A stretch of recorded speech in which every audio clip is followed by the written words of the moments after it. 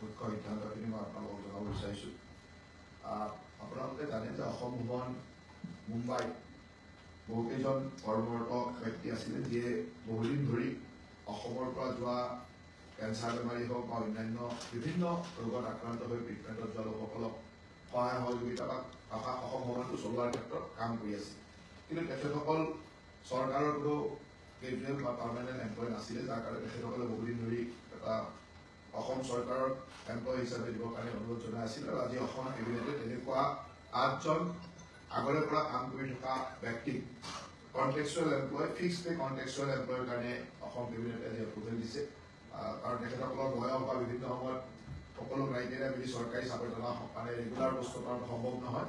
গতিকে contractual employ হিচাপে fixed pay ইয়াৰ কাৰণে অসম ভৱনৰ 8জন কৰ্মচাৰী আজি ল'বৰ বাবে অসম কেবিনেটে অনুমোদন দিয়ে। ঠিক তেনেদৰে অসম ভৱনত লিয়াজন অফিচাৰ হিচাপে কাম কৰি থকা আভা লোহিয়া, যাৰ স্বামী সন্ত্ৰাসবাদী আক্ৰমণত নিহত হৈছিল, তেখেতক তেতিয়া কম্পেনচেটৰি কাৰণত তেখেতক চাকৰি দিয়া হৈছিলে।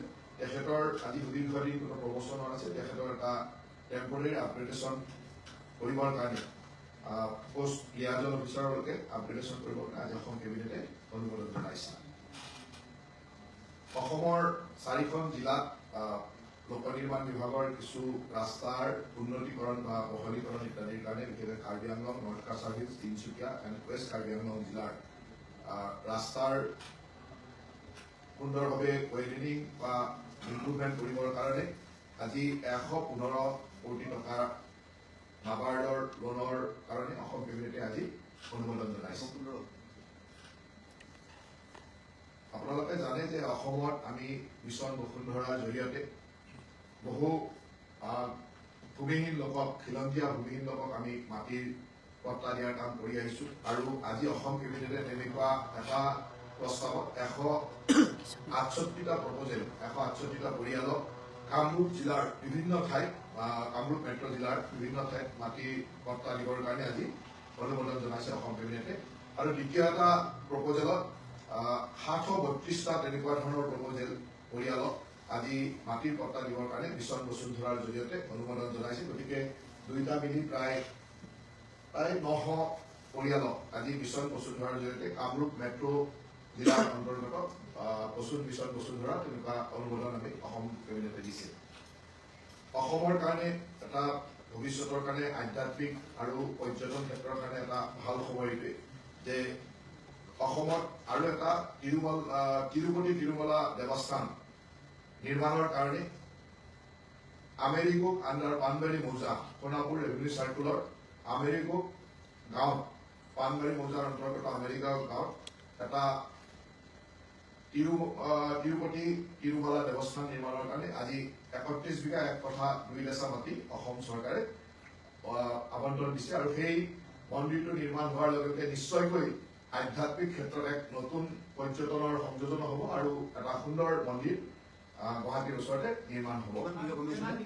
আমি 31 বিঘা 1 কঠা 2 ডেচা মাটি, সোণাপুৰ ৰেভিনিউ চাৰ্কুলৰ আমেৰিকোক গাঁও। আজি অসম কেবিনেটে অসম পুলিচ মেনুৱেলৰ কিছু সংশোধনী আনিছিল ৰুল 16ত অসম পুলিচ মেনুৱেলত, যাৰ জৰিয়তে এতিয়া অসম পুলিচৰ আৰ্ম ব্ৰাঞ্চ আৰু unarm branch AB and UB পাৰ্চনেলে ডিপাৰ্টমেণ্টেল এক্সামিনেশ্যন প্ৰমোচনত বিশেষকৈ এছিষ্টেণ্ট চাব ইন্সপেক্টৰ পুলিচৰ প্ৰমোচনত তেওঁলোকে অংশীদাৰ হ'ব পাৰিব। এই এমেণ্ডমেণ্টটো আজি আছাম পুলিচ মেনুৱেলত অনা হৈছে আৰু অসম কেবিনেটে ইয়াক অনুমোদন দিছে।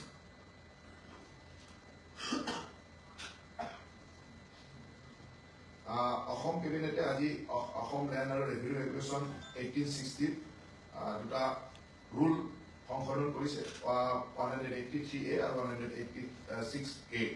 এই ৰুল দুটাৰ জৰিয়তে কিছু সুবিধা পোৱা যাব। সেই সুবিধাৰ কাৰণে আজি আছাম লেণ্ড এণ্ড ৰেভিনিউ ৰেগুলেশ্যনত এই দুটা সংশোধনী আনিছে।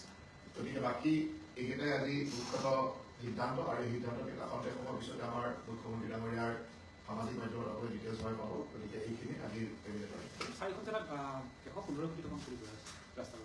ৰাস্তাৰ উন্নতিকৰণৰ কাৰণে 115 কোটি টকা, আৰু গোটেইকেইখন খুব ইম্পৰ্টেণ্ট ইণ্টাৰভিউ জিলা যেনেকৈ Karbi Anglong, North Cachar Hills, Tinsukia and West Karbi Anglong.